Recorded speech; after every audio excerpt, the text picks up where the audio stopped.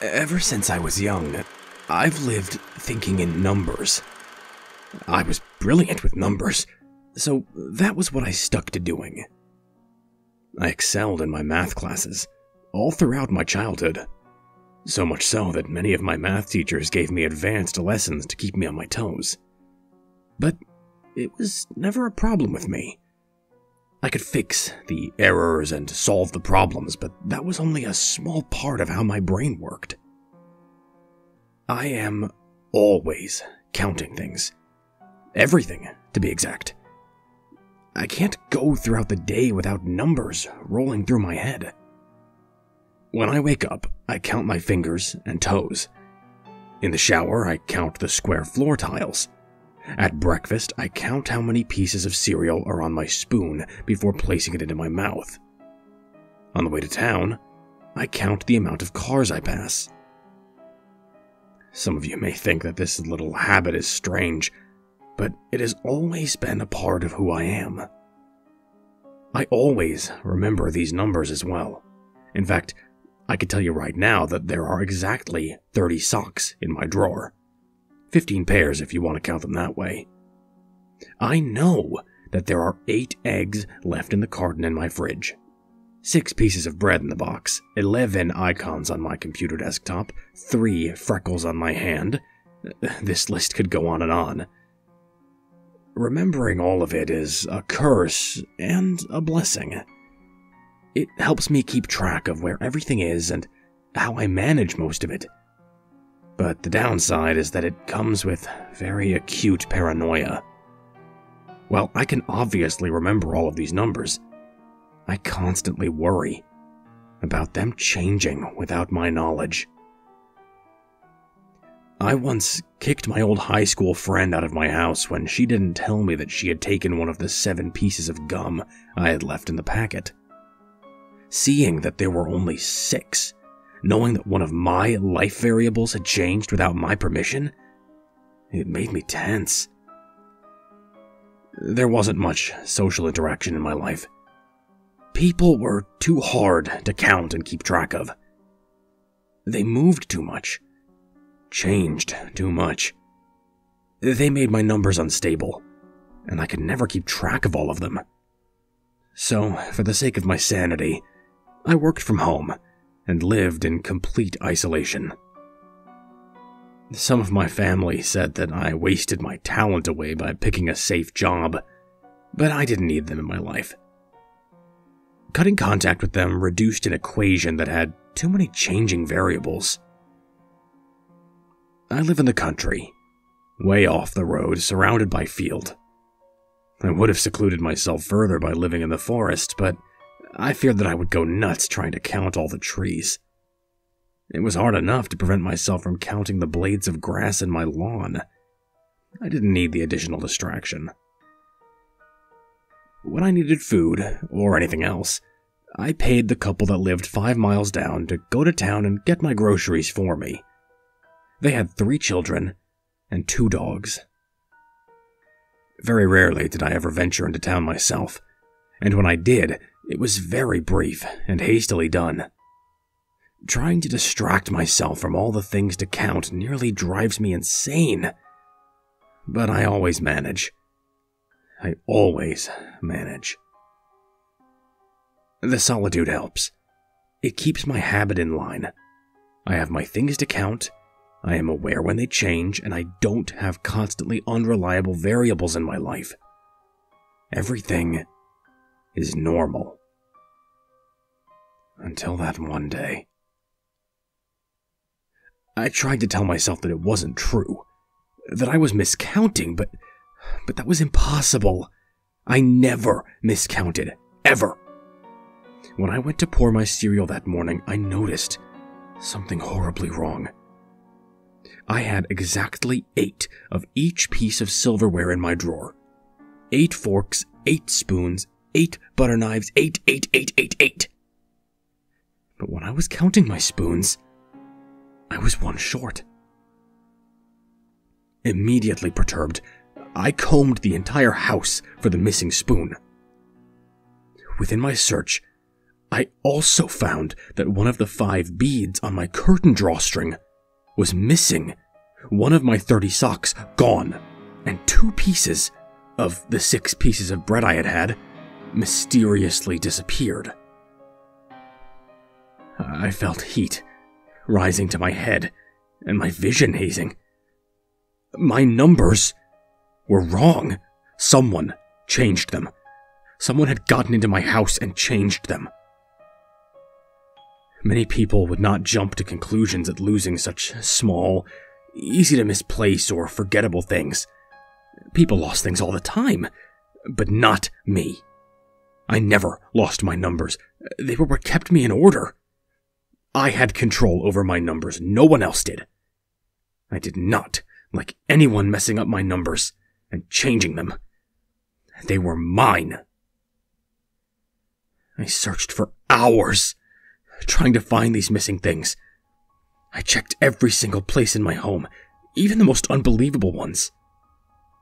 I even called up that family 5 miles down and asked if one of their 3 children had touched anything the last time they had been delivering my groceries, though I knew I had counted these things after that. They hadn't, or at least the parents didn't believe so. I had been searching so fiercely that I had almost skipped my time for working. Though I didn't want to give up on looking for these lost numbers, I forced myself to sit down and start working at my computer. The whole time I edited reports, I thought of my missing numbers. Usually I would keep track of word count and add up all the errors I corrected, but I couldn't pull my thoughts away from my disturbing findings. Not only was I completely off balance, I was worried for my safety. It was obvious that someone had come in and taken these things. Why or how, I didn't know. But my house was no longer safe. I was no longer safe. And apparently neither were the numbers that made up my life. After my work was finished, I resumed looking for these missing pieces of my life.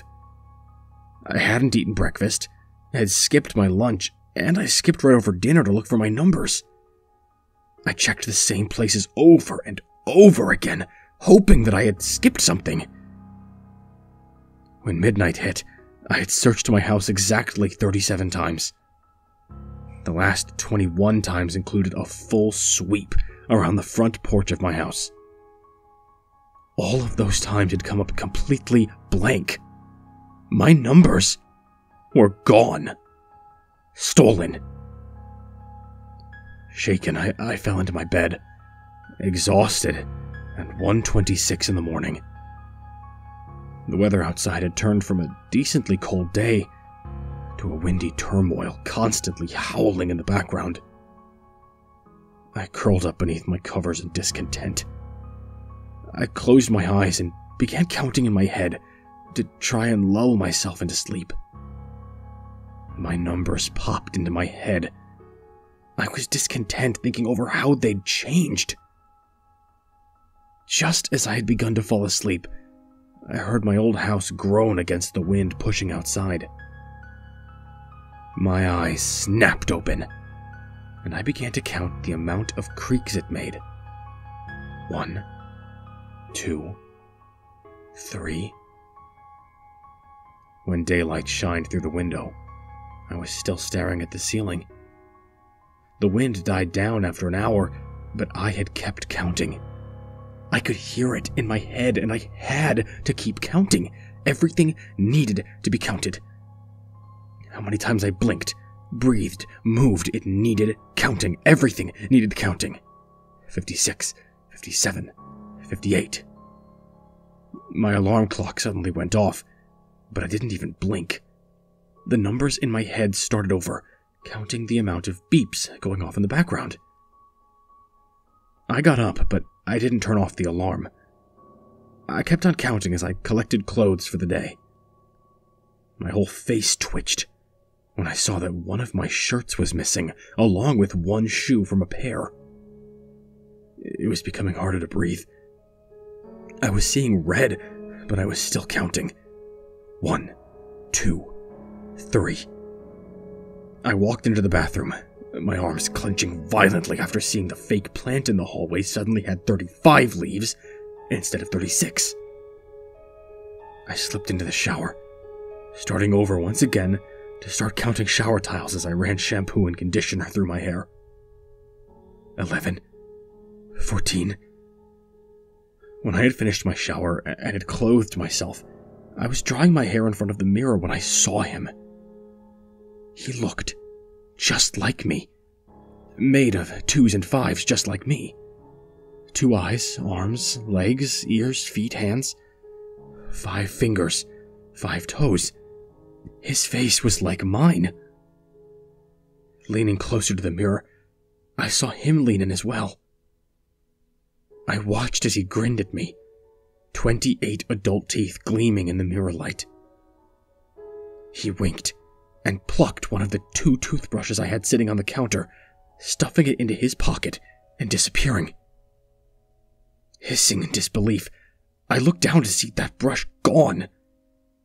My head was spinning, and I quickly started counting the light bulbs in the hallway lamps as I stalked my way through the house. The more I walked around, the more I saw missing. Each missing item made my head spin, and I had to start counting again. 16. 1, 2, 3. I saw him again in the kitchen, but he was different. He was no longer made up of 2s and 5s. A 3rd arm from the shoulder, 4-fingered hands, 1 hand and 1 grinning mouth. Hands clenching, I swung for him, only to smash my hand right into the reflective surface of my refrigerator. Howling in agony, I spun around to look for where he'd gone. He was quick, I had to give him that. Quick and a changing variable. I hate him! When I saw that he was nowhere to be found, I decided to just fix myself some breakfast in peace. I counted out my granola bars, which were in a basket where that man had been standing. I was furious to see that 2 of the 14 bars were gone. I left the kitchen after that, too disgusted to eat, and besides, I wasn't even that hungry. I saw him again when I sat at my computer, staring at me from within the blank monitor. He didn't have a mouth this time, or a nose, just 2 wide eyes staring at me. I could see the smugness in their depths. He liked what he was doing to me. Giving an angry yell, I picked up the monitor and threw it across the room. It gave so easily I was surprised, only to become more outraged when I saw that the cords that connected the monitor to the tower were gone anyway, stolen, just like the rest of my numbers. Trying to quell my pent-up fury, I began to count the items sitting on my desk. 5, 10, some were gone. I tried 4 different hiding places in my house. I needed to hide from him, hide somewhere he couldn't steal my numbers anymore. I just wanted to count. I needed to count, but he wouldn't let me finish. I needed to finish counting. Something needed to be stable. I barricaded myself into my small, cramped spare bedroom closet. I had nothing in there, nothing he could steal. The only thing it had aside from the walls keeping it together was the single mirror built into the wall. I leaned against it, wrapping my arms around my knees. Rocking myself slowly, trying to breathe again, trying to keep my head clear, I began to count the number of wood planks making up the floor. 12. 13. When I ran out of planks to count, I began to count my fingers and toes. 8. 9. 9. My ring finger on my left hand was gone. Not severed, just gone. 16.